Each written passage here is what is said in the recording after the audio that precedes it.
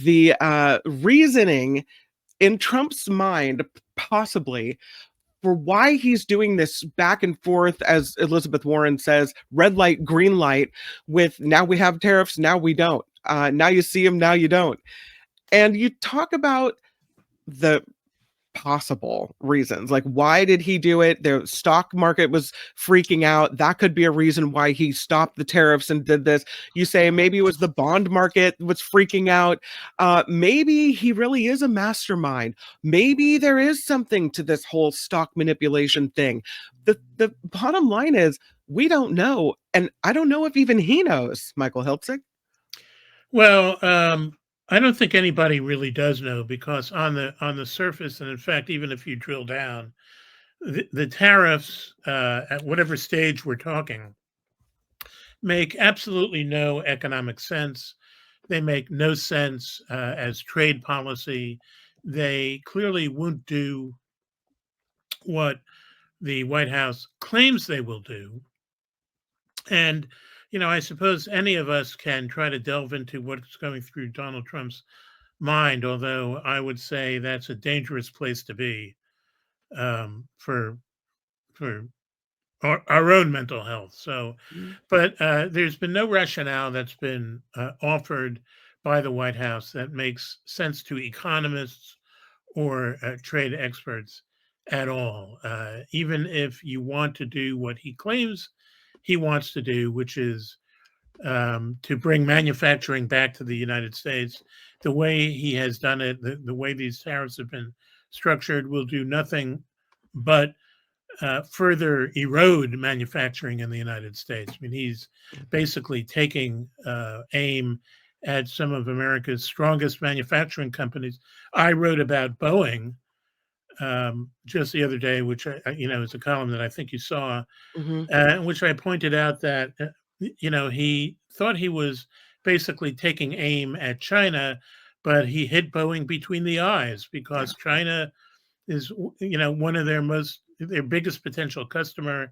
They had scores of planes on order and already shipped to China, and China basically is suspending those deliveries, and it said that its domestic airlines cannot order from Boeing without specific permission from the Chinese regime. Well, that's not good for Boeing, and it gives a big step up to Boeing's main global rival, which is Airbus, the European company. There's an opinion piece in the New York Times by James Crabtree that says Trump's tariffs will pay off for China.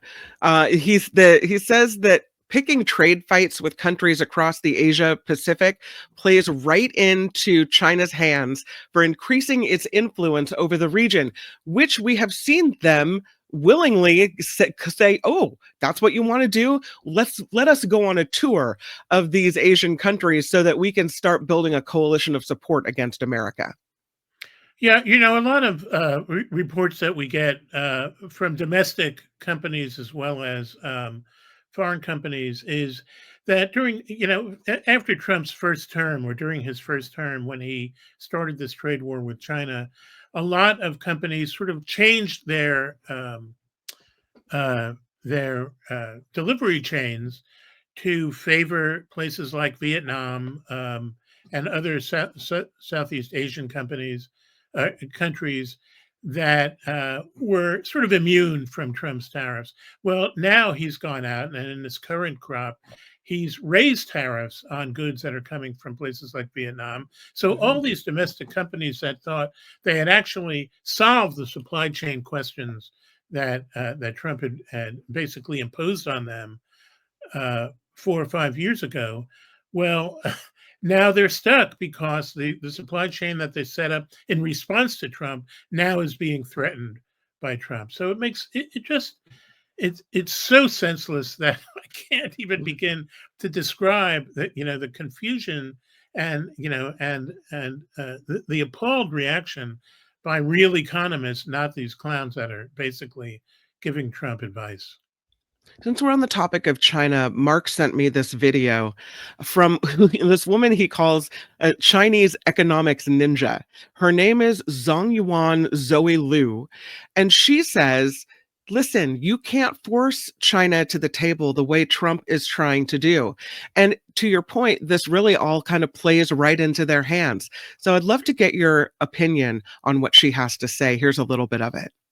And ask you, if I could, Zoe, what is the view from Beijing, would you say, about the possibility of a kind of deal on economic technology, maybe other issues as well? Do you sense, based on your reading of what people are writing in China and the context you have, that there is optimism in China about the possibility of a deal? Or do you think that there's pessimism, or do they simply want to delay the negotiation as long as possible because maybe no news is good news? How do you think that they look at this question? Thank you, Rush, for the question. If I were putting myself in the shoes of Beijing and Chinese policymakers, I would say that reaching a deal, whether it is a grand bargain or a small bargain or small deal, reaching a deal is something nice to have, but it is not a must. And the reason is because, China has accumulated a lot of experience to deal with escalating trade tensions and potentially escalating of geopolitical risk. Accumulate a lot of experience. And for trade tension, tariffs, this round is not a surprise for Beijing. And the second reason why I don't think Beijing is very eager or desperate wanting a deal is also because over the past decade, China has reduced its vulnerability against Western economic coercion, including building an alternative renminbi-based financial system. So from that perspective, indeed, I would say if I were Beijing and if I look at the Chinese economy through the indicators that Chinese leaders care the most, meaning technology, closing the R&D gap and things like that, the economy probably is not doing terrible. So from that perspective, I don't think Beijing is desperate for a deal.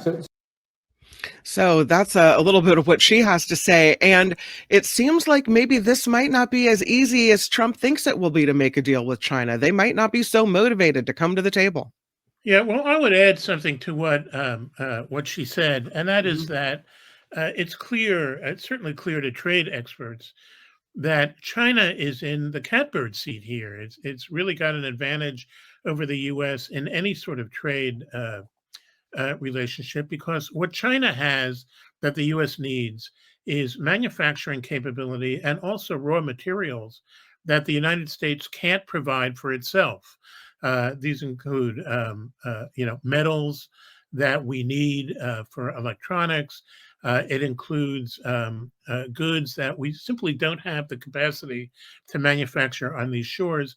And what China gets from the United States is essentially money when we buy these things from China.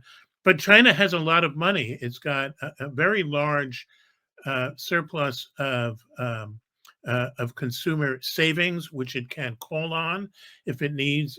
China is really not economically threatened by any cutoff of trade with the United States, certainly not to the extent that the U.S. is threatened by a cutoff of trade from China. So this is basically, it's insane, for anybody, Trump or otherwise, to think that these tactics and this sort of trade war can be won by the United States. It won't happen. Meanwhile, with all of this, we have investors apparently backing away from the United States.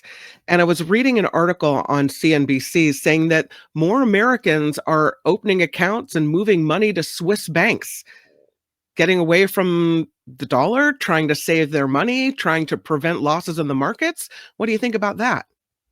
Yeah, I'm not entirely sure that that's a major trend. And certainly, I don't think it's a trend among retail investors. That is, those of us who buy stocks and bonds and mutual funds and what have you. What we are seeing is a decline in the value of treasury bonds, and that suggests that major holders of T-bonds and treasury securities overseas are basically lightening their portfolios of T-bonds. And what happens there is that the price of bonds declines and the interest rates that they carry rise, because basically you have to offer investors higher interest rate to keep selling them. And that's really not a good trend. And it's also a trend that traders and economists find very odd, because normally what you would see when the stock market is declining, as it has been doing, you would see bond prices rising, because bonds become more uh, uh, uh, uh, basically more advantageous than stocks. We are not seeing that. We're seeing both stocks and bond prices declining, and that suggests that America's position as an investment destination of last resort, of a flight to quality, is eroding under Trump.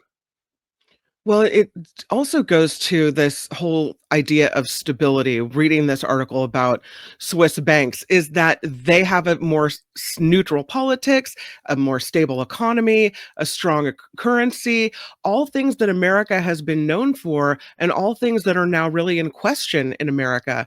Do we really have stable politics? Is our currency stable? What's happening? It seems like the table's being flipped over. Well, clearly, we do not have a stable Mhm. politics, and it's also clear that that the dollar is sliding in relation to other currencies. It's at a recent low in value. That's not good. You would expect the dollar to rise in value when there's Mhm. international instability, as we've seen what with the Russian invasion of Ukraine and other phenomena like that. So basically, this just underscores that Trump is injecting a chaotic mood into the investment markets and the global financial markets that is not going to be to America's advantage. You saw yesterday stocks drop, and today I'm looking at this a surge. So we closed 1,000 points lower almost yesterday, and today Bloomberg is reporting that the Treasury Secretary told a group of investors that a trade war with China is unsustainable. Yesterday, it was based on Trump's comments about the Fed Chair Jerome Powell. It's almost like he doesn't understand that when he opens his mouth, anything he says has an impact on the markets. Or maybe he does understand that, and I'm just Well, silly. Well, I think people like Scott Bessent, the Mhm, Treasury Secretary, are making it clear to him what the consequences are on the financial markets. Now, that being said, I would be a little wary about ascribing, any one-day move in the stock mhm, market to anything coming out of Washington. Basically, going back to February, the stock market was at an all-time high. It was cruising for a bruising. We would have expected prices to come back down, a reversion to the mean. And we are seeing that. And it's a little hard at this point to distinguish that sort of natural trend that, when you hit a height, you should expect to give some of that back, mhm. from the moment by moment reaction of investors to what Trump is saying. And I think what is happening and what may account for the increase in stock prices that we're seeing today is that investors are basically weary of worrying about what Trump has to say, because he so seldom follows through. When he opens his yap and he says, he wants to fire, Jerome Powell as chairman of the Federal Reserve. Basically, what people think is, it's not going to be so easy for him to do, Mhm, and it's going to be clear the more he talks about it that it's unwise, and it probably won't happen.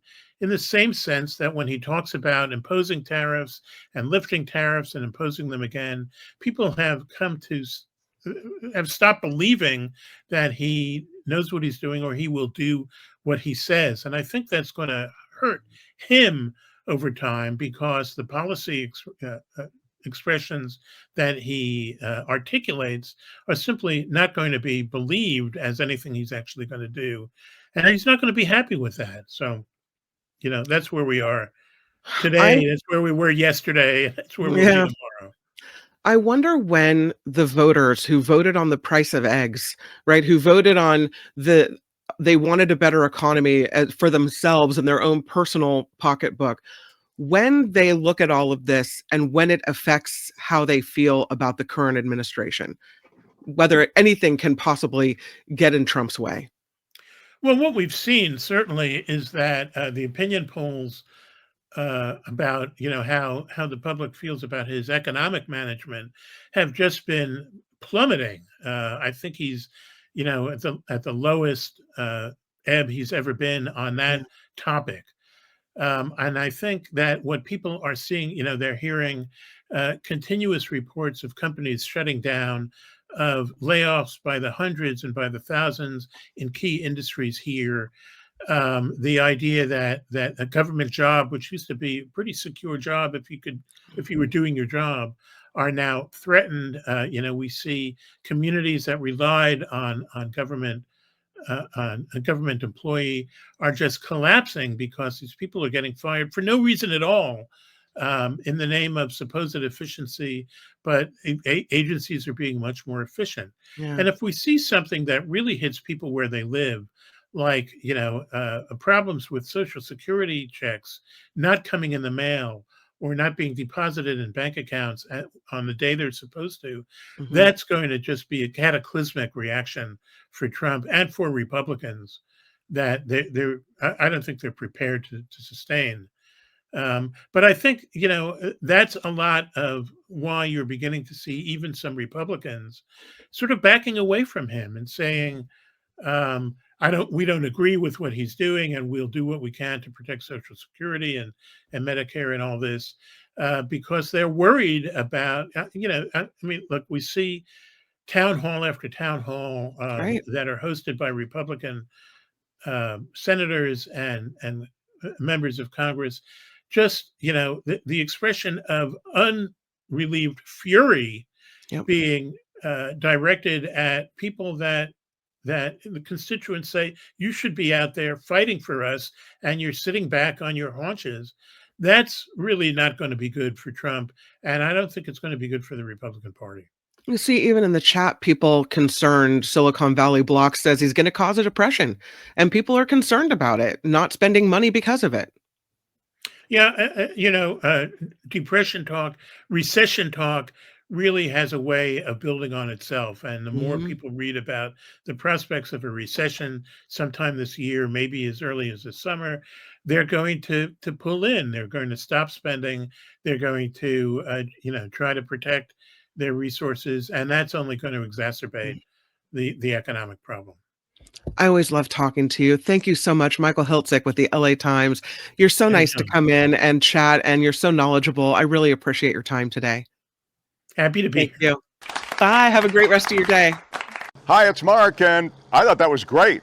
Hit the notification bell. You'll know whenever there's a new video being dropped, and please subscribe to our channel to help us save the universe.